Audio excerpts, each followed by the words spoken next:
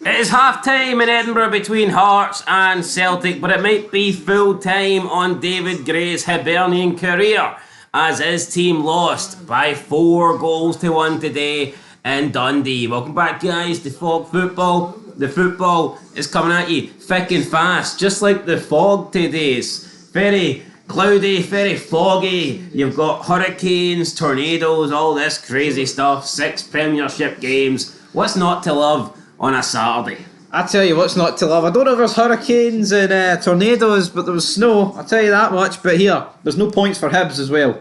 There's more chance of getting a hurricane. David Gray, I hit you like a hurricane. And he's, yeah, I mean, and I'm in pain. You know what? I don't even think it's David Gray's fault. I've said this a few times, especially over the past few weeks. Well, maybe not the last 2 weeks because of the international break, but before the break, I feel like David Gray's not necessarily been as bad as results would suggest. I think he's been unlucky. There's been quite a few games where, Hibs have thrown away leads late on. The Dundee United game, they threw away that one very late on. There was another game where they were... there's been a few games where Hibs have lost it late. And in this game here, they took an early lead. And you're thinking, right, here we go, can they settle down? And then before you know it, Obita's sent off, and you've got so long left in the game. It's not like Obita got sent off at half time or sent off with half an hour to go. I mean, literally sent off, man. It was the first quarter of the game. 13 minutes in. 13, well, unlucky for some. 13 minutes in, and Hibernian's good. See, for me, 13 minutes in, you would rather be 1-0 down and have 11 versus 11. Oh, aye. Than be 1-0 up with a man advantage, because absolutely. With so long of the game left. And especially with a team that's known for capitulating. Yeah, I mean, Hibs could fall apart with 11 men on the... Hell, Hibs could have 15 men on the pitch and fall apart. It's not 2005 Chelsea here. No, see when they went down to 10, you honestly, man, I think you could call the game. As crazy as that sounds, see, as soon as Obita got sent off, I think we all knew Dundee were going to win. It was just a matter of how many. No, you did. It was a good goal by Cadden, but as for the red, right? Was it a red? Yes. Aye, it was... Listen, we hear about reckless tackles and stuff like this and high tackles. For me, this tackle didn't look... The tackle itself and how high it wasn't that bad, but the issue with it is there was contact. And it could have broke his ankle. Yeah. So it doesn't matter that he wasn't high. Because sometimes you see tackles that are higher than this, more velocity than this, and they don't make contact, but you still get a red card. So it depends on... For me, I think the contact's a big thing. And when you make a tackle like this, if there's contact, and there was on the upper ankle area, the Dundee player, Silla, lucky not to have snapped an ankle. So absolutely not. But when you look at it, we were reviewing the Rangers game. I saw it at the corner of my eye, and I knew straight away it was a red. You seen the tackle, and then you seen the almighty, every Dundee player within a certain vicinity was just going to the ref and red, and then the ref came over, he whipped out the red, and we seen we seen Gogic get his red took away earlier and got rescinded to a yellow. Once this is given as a red, there's just no way they're turning it into a yellow. And I would even if he gave a yellow, they would have gave a red. It is what it is. It's the contact, man. He catches him flush. It's not like he wins the ball either. No, he doesn't win the ball, makes 100% contact with the player, and that's a bad combination, so... Yeah, you might escape this pre-VAR if the ref doesn't see it, but we've got VAR. Or even if you get a bit of the ball and that's the follow-through, I mean, maybe you can try and make an argument, but... Because you do see sometimes the tackle's higher up the leg than this, but I think it's the contact that's made. It's as low down the leg as you can get without moving on to the foot. But unfortunately, didn't get the ball and he got all the man, so you have to get sent off for that. I don't think it's a controversial red. I think it's pretty straightforward, but it is what it is. It's not even worthy of a poll, is it really? Nah, Obita, I don't know if he was in... I don't know if he was in shock. He got the assist for the first goal, then his arse went. I mean, maybe it's just the initial shock of him thinking, fuck, what have I done? We're in a good position here and I've kind of bottled it. But I can't believe he was shocked because of the red card. Right. Unless he genuinely doesn't believe that he should be getting sent off, I'm not too sure. He's known as soon as he's did it, he's sent off. You just have to plead your innocence as a Hearts fan goes up Something to the... happening behind Martin O'Neill's head. And then the security came over and was like, don't you dare touch Martin. Wouldn't you be touching our wee Martin? I wonder if Martin's going to beg for some likes here in the post-match, the half-time talk show here. Probably not, but I can see a flag underneath McFadden's Sky Sports badge there. Looks like the Belgian flag with a few extra colours on it. If you Anyway, know, you know. Anyway, one on. each, McGee. And McGee. I don't know if he's got the heart for this. Well, he had the heart. He got him brains. He had the hearts and the brains here. Made it 1-1. Wasn't long before it was 2-1. Tarante's own goal. 3-1 before the break with just a complete mess here at the back. Palmer, Holden got the goal, but Hibs all over the shop, and 3-1 at the break. It was over. I mean, I think Hibs did pretty well lasting to the dying minutes before conceding a fourth.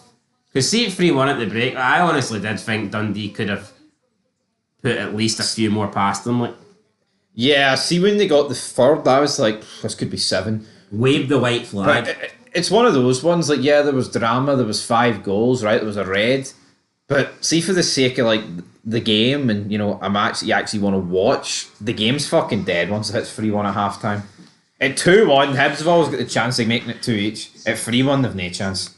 Yeah, and it would have been interesting. It would have been interesting to see how the game would have played out without the red card. But you can't not send somebody off because you're like, oh look, Hibs are actually doing all right here for a change. Don't send them off so we can have a fair game. You know, it's not how football works, really. Absolutely not. But Palmer Holden, he made it 3-1. I thought he was probably man of the match for me. He had a bunch of shots as well. Could have made it 4 or 5, whatever. Martin Boyle gets subbed on late on. I mean, that must be a pretty... I mean, I tell you what, Davy Gray made a lot of subs early on in the first half as well to try and counteract it, but didn't really do anything. And then Curtis Main makes it 4-1. The main man, shite jobby, full time, Hibs. See, Dundee do have firepower going forward. Palmer Holden, Simon Murray, Curtis Main. You know what, Dundee could be looking at another top 6 finish. I would not rule it out. No, yeah, well that is it. For the almighty. And this win, where's this win put Dundee? Well, it puts them into 7th place on the verge of the top 6. They're 3 points behind St Mirren, but with better goal difference and the game in hand. So, I mean, if they win that, then they would go above St Mirren. St Mirren, they're on good form as well. They ended Aberdeen's unbeaten run today, and they have 10 points at the last possible 12. So, you know, it's going to be tough for Dundee to get up there because, I mean, they need to repeat what they did last year, but you've also got Dundee United now back in the top flight. You've got Motherwell playing good stuff this year. Look, there's going to be some decent teams that miss out in that top 6. You've also got to factor in that you've got, or maybe not Hibs, but you've got Hearts coming through from the bottom of the table as well. And you'd expect Kilmarnock to put a good run together. Well, I'll tell you what, right, I think it's been a disaster a weekend for Hibs because Ross County and St Johnstone won, right? And then you've also got the possibility of Hearts picking up points against Celtic. When we were talking about in the preview show about the fact that, here, if it goes Hibs' way the next couple of games, they could end up like 7 points clear of Hearts. Yeah, now we could be looking at, by the end of this game, Hibs are caught 4 points adrift of the closest team. Yeah, no, but forget about Hearts and Kelly, right? I don't think Hibs have got a hope in hell of beating those two. You know, they're 7 points behind Ross County. 7 points is a lot. They are 5 game in hand, but do you see them winning the game in hand? I can't remember who the game in hand's actually against. Aberdeen. Well, no then. They're fucked. And it's not Davy Gray's fault. I just think Hibs have... There's so many similarities between Hibs and Rangers when you look at the... You know, what's happened at the top of the club. They constantly go through managers. Yeah, do you think Hibs... Do you think it's just a case of accepting that, look, see, for a couple of years, we're going to be in a rebuilding period, pick a manager and stick with him and give him a chance? Is Davy Gray the guy? Even if that means getting relegated? Or is relegation not an option for Hibs? Because the last time Hibs got relegated, it spent 3 seasons in the Championship. Can't be doing that. Now, you normally, when you're Premiership, you know, a team like Hibs go down, you expect them to come straight back up. Now, last time Hibs went... And I just don't think you can afford that. Happens to the best of them not coming straight back up. Doesn't happen to Hearts. Doesn't happen to Hearts, though. Anyway... That is it. Dundee 4, Hibs 1. Let's talk about him getting sacked. Will he be sacked? I'm going to go for no. I think that's worthy of a poll. It is worthy of a poll. I don't think he'll get sacked either. But it's a battle of the baldies to see who gets sacked first. Who's the other guy we're talking about getting sacked? Wait, come on. No, the other guy. We were talking about 3 guys potentially getting sacked. Nah, I think you're onto rice here. So Pep Guardiola, Pep out. Would you take Pep? Could Pep steer Hibs around? Pep's too much of a shite bag to take the Hibs job. He only wants to go to teams that are Got money. at the top of their divisions. No, That's but definitely not Hibs. but look at let's. I know let's not turn this into a Pep Guardiola rant or whatever. But I mean, come on, the guy has managed Barca, Bayern Munich, Man City. I think any adequate manager could have success with those clubs. And see, when you look at his record in the Champions League, it's fucking abysmal considering the 3 teams that he's had.